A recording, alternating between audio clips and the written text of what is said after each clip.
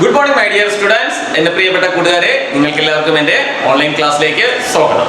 അപ്പോൾ നമ്മൾ ഇന്ന് പഠിക്കുന്ന ചാപ്റ്റർ 8 ചാപ്റ്റർ ആണ്. The name of the chapter is motion. അപ്പോൾ ഇതിലെ first question, what is motion and what is rest? Okay.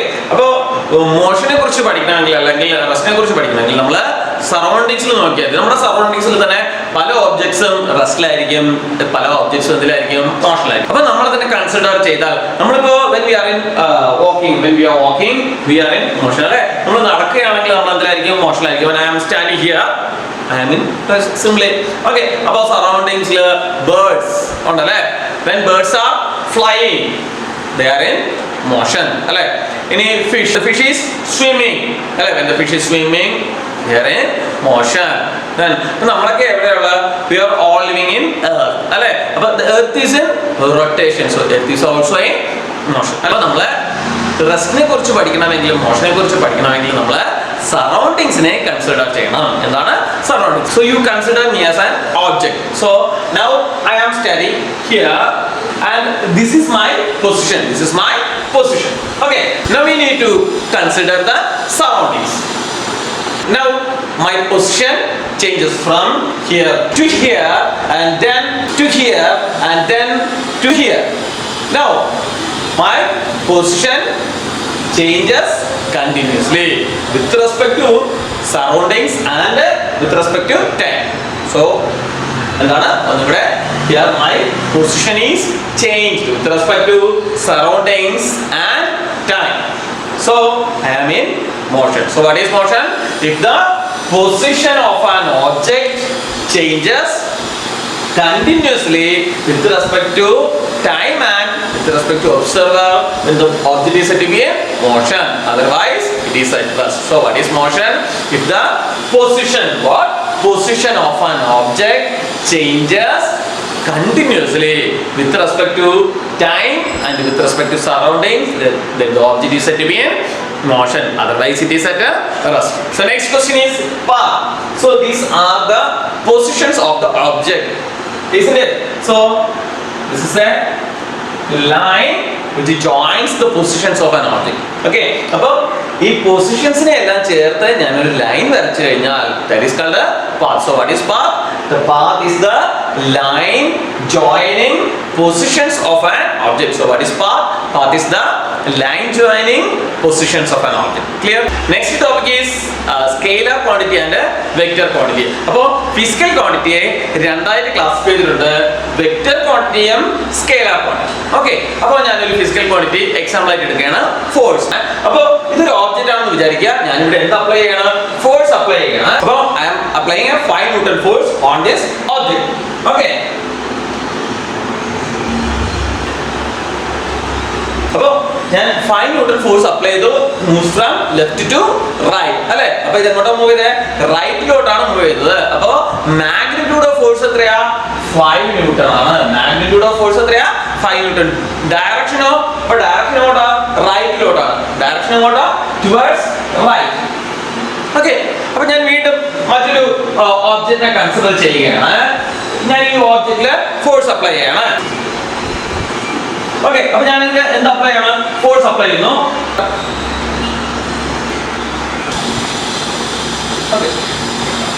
Okay, so it move from left to right അല്ലേ. അപ്പോൾ ഞാൻ എത്ര ഫോഴ്സ് അപ്ലൈ ചെയ്തത്? ഹിയർ ആണ്. So I applied a 5 Newton force. അപ്പോൾ ഇവിടെ ഈ മാഗ്നിറ്റ്യൂഡ് ഓഫ് ഫോഴ്സ് എത്ര തന്നെയാണ്? 5 തന്നെയാണ്. പക്ഷേ ഡയറക്ഷൻ എവിടെ അങ്ങോട്ടാ? ലെഫ്റ്റിൽ നിന്ന് റൈറ്റിലോട്ട്. So here magnitude is 5 Newton and direction is towards left. അപ്പോൾ force is a physical quantity having both magnitude and direction. അപ്പോൾ ഇവിടെ എങ്ങോട്ടായിരുന്നു force? 5 Newton force, it moves towards right. Here magnitude is 5, direction is towards left. So a physical quantity having both magnitude and direction is called a vector quantity. Okay, next is scalar quantity. അപ്പോൾ ആരെങ്കിലും നമ്മളടുത്ത് സമയം ചോദിക്കുന്നു, അപ്പോൾ നമ്മൾ എത്ര പറയും? Time എത്രയാണെന്ന് പറയും? ടൈം ഈസ് 5 o'clock എന്ന് പറയും അല്ലേ. അപ്പോൾ 5 o'clock upward, 5 o'clock downward എന്ന് നമ്മൾ പറയോ? ഇല്ല, ഡയറക്ഷൻ പറയാറില്ല അല്ലേ. എന്ന് മാത്രമേ പറയാറുള്ളൂ, മാഗ്നിറ്റ്യൂഡ് മാത്രമേ പറയുള്ളൂ. അപ്പോൾ മാഗ്നിറ്റ്യൂഡ് മാത്രമുള്ള ഫിസിക്കൽ ക്വാണ്ടിറ്റിക്ക് പറയുന്ന പേര് scalar quantity. So what is scalar quantity? It is a physical quantity having only magnitude. A physical quantity is having only magnitude magnitude is called a scalar quantity, and a physical quantity having both magnitude and direction is called a vector quantity. Next topic is distance. Appo idenda, this is path alle. Appo length of the path is called the distance. Ennaanu length of the path traveled by an object is called the distance. Appo നമ്മുടെ കയ്യിൽ ഒരു scale ഉണ്ടെന്ന് വിചാരിക്കുക. അപ്പൊ scale വെച്ച് ഈ പാത്തിന്റെ length measure ചെയ്താൽ, scale വെച്ച് മെഷർ ചെയ്താൽ നമുക്ക് എന്താ കിട്ടുന്നത്? ലെങ്ത് ആണ് കിട്ടുന്നത് അല്ലേ?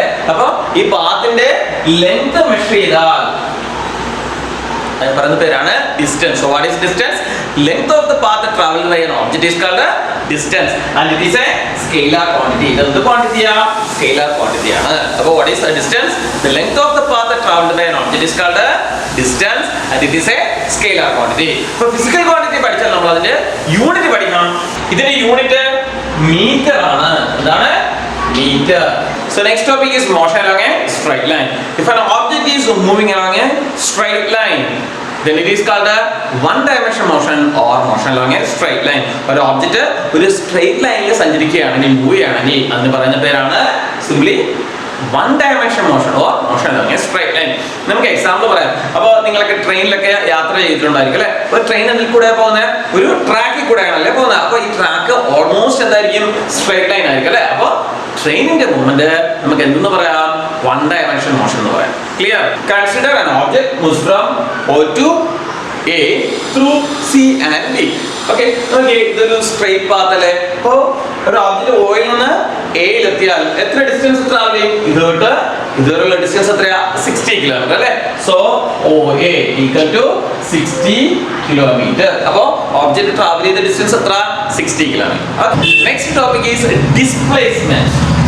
So displacement is the shortest distance between initial and final point. എന്താണ് ഡിസ്പ്ലേസ്മെന്റ് എന്ന് പറഞ്ഞാൽ? എന്താണ്? It is the shortest distance between initial and final point എന്നാണ്. അപ്പോൾ ഇനിഷ്യൽ പോയിന്റിനും ഫൈനൽ പോയിന്റിനും ഇടയിലുള്ള ഏറ്റവും സ്മോളസ്റ്റ് ഡിസ്റ്റൻസ്, ഷോർട്ടസ്റ്റ് ഡിസ്റ്റൻസ്, അതിന് പറയുന്ന പേരാണ് ഡിസ്പ്ലേസ്മെന്റ്. നമുക്ക് നോക്കാം ഒരു എക്സാമ്പിൾ. ഓക്കെ, ഡിസ്റ്റൻസും ഡിസ്പ്ലേസ്മെന്റ് നോക്കാം. An object starts from O, reaches A, then it comes back to B. എന്താണ്? ഒരു ഒബ്ജക്റ്റ് ഓയിൽ നിന്ന് എയിലെത്തി, പിന്നെ തിരിച്ചത് എവിടെ എത്തി? ബിയിലെത്തി. ഓക്കെ, ഇപ്പൊ അതിന്റെ ക്വസ്റ്റ്യൻ ബിയിലാണ്. അപ്പൊ ടോട്ടൽ ഡിസ്റ്റൻസ് എത്രയാണെന്ന് നമുക്ക് നോക്കാം. അപ്പൊ ടോട്ടൽ ഡിസ്റ്റൻസ് എങ്ങനെ കണ്ടുപിടിക്കും? ലെങ്ത് ഓഫ് ദ പാത്ത് ആണ് അല്ലേ? ഇത്രയും ദൂരം, ഇത്രയും ഡിസ്റ്റൻസ് എത്രയാ? 60 kilometre. OA equal to 60 kilometre plus then ഇത് ബിയിൽ നിന്ന് തിരിച്ച് എയിലെത്തി അല്ലേ? അപ്പൊ ബി തൊട്ട് എ വരെ എത്ര ഡിസ്റ്റൻസ്? അപ്പൊ എ തൊട്ട് ബി വരെയുള്ള ഡിസ്റ്റൻസ് എത്രയാ? 25 കിലോമീറ്റർ അല്ലേ? അപ്പൊ എ ബി 25 കിലോമീറ്റർ. അപ്പൊ ടോട്ടൽ ഡിസ്റ്റൻസ് എത്ര വരും? 60 plus 25, so it is 85 kilometre. അപ്പൊ ഓയിൽ നിന്ന് എയിലെത്തിയപ്പോ 60 കിലോമീറ്റർ, എയിൽ നിന്ന് ബിയിലെത്തിയപ്പോ 25 കിലോമീറ്റർ. ടോട്ടൽ ഓയിൽ നിന്ന് എയിലെത്തിയിട്ട് ബിയിലെത്തിയപ്പോ എത്ര കിലോമീറ്റർ ട്രാവൽ ചെയ്തു? 85 കിലോമീറ്റർ ട്രാവൽ ചെയ്തു അല്ലേ? ഇനി ഡിസ്പ്ലേസ്മെന്റ്. എന്താ ഡിസ്പ്ലേസ്മെന്റ്? ഇനിഷ്യൽ പോയിന്റിനും ഫൈനൽ പോയിന്റിനും ഇടയിലുള്ള ഷോർട്ടസ്റ്റ് ഡിസ്റ്റൻസ് അല്ലേ? ഇനിഷ്യൽ പോയിന്റ് ഏതാ? O, ഫൈനൽ പോയിന്റ് ഏതാ? B. അപ്പൊ ഇത്രയും ഡിസ്റ്റൻസ് എത്രയാ? അത്രയും ഡിസ്റ്റൻസ് 35 കിലോമീറ്റർ ആണ് അല്ലേ? അപ്പൊ ഡിസ്പ്ലേസ്മെന്റ് എത്ര വരും? 35 കിലോമീറ്റർ. അപ്പൊ ഡിസ്പ്ലേസ്മെന്റ് എത്രയാണ്? 35 കിലോമീറ്റർ. അപ്പൊ എന്താ displacement? It is the shortest distance between initial point and final point. ഇതിനൊരു യൂണിറ്റ് ഉണ്ട്. ഇതിന്റെ യൂണിറ്റ് ആണ് മീറ്റർ. അപ്പൊ ഡിസ്റ്റൻസിനും ഡിസ്പ്ലേസ്മെന്റിനും എന്ത് തന്നെയാണ്? സെയിം യൂണിറ്റ് തന്നെയാണ് അല്ലെ? ഈ മോഷനിൽ ഡിസ്റ്റൻസ് ആണോ ഡിസ്പ്ലേസ്മെന്റ് ആണോ കൂടുതൽ? ഇവിടെ ഡിസ്റ്റൻസ് 85 കിലോമീറ്റർ ആണ് അല്ലെ? ഡിസ്പ്ലേസ്മെന്റ് 35 കിലോമീറ്റർ ആണ് അല്ലെ? അപ്പൊ ആരാ കൂടുതൽ? ഡിസ്റ്റൻസ് ഡിസ്പ്ലേസ്മെന്റിനേക്കാൾ കൂടുതലാണ് അല്ലെ? അപ്പൊ നമുക്ക് ഡിസ്റ്റൻസും ഡിസ്പ്ലേസ്മെന്റും ഒന്ന് കമ്പയർ ചെയ്യുന്നു. First point. So what is distance? It is the length of the path traveled by an object അല്ലെ? Displacement of it is the shortest distance between initial and final point. Second point is distance ഒരു scalar quantity ആണ്, displacement ഒരു vector quantity ആണ് അല്ലെ? So മൂന്നാമത്തെ point രണ്ടിനും same unit ആണ് അല്ലെ? ഡിസ്റ്റൻസിന്റെ യൂണിറ്റ് മീറ്റർ ആണ്, ഡിസ്പ്ലേസ്മെന്റ് യൂണിറ്റ് മീറ്റർ തന്നെയാണ്. ഫോർത്ത് പോയിന്റ്, ഇതില് ആരാണ് വലുതെന്ന് നോക്കാം. ഓയിൽ നിന്ന് എ വഴി ബിയിലെത്തിയപ്പോ ഡിസ്റ്റൻസ് 85 കിലോമീറ്റർ, ഡിസ്പ്ലേസ്മെന്റ് 35 കിലോമീറ്റർ. അപ്പൊ ആരാ വലുത്? distance is greater than displacement അല്ലേ? Distance 85 കിലോമീറ്റർ ആണ്, ഡിസ്പ്ലേസ്മെന്റ് എത്രയേ ഉള്ളൂ? 35 ഉള്ളൂ അല്ലേ? അപ്പൊ distance always greater than displacement അല്ലേ?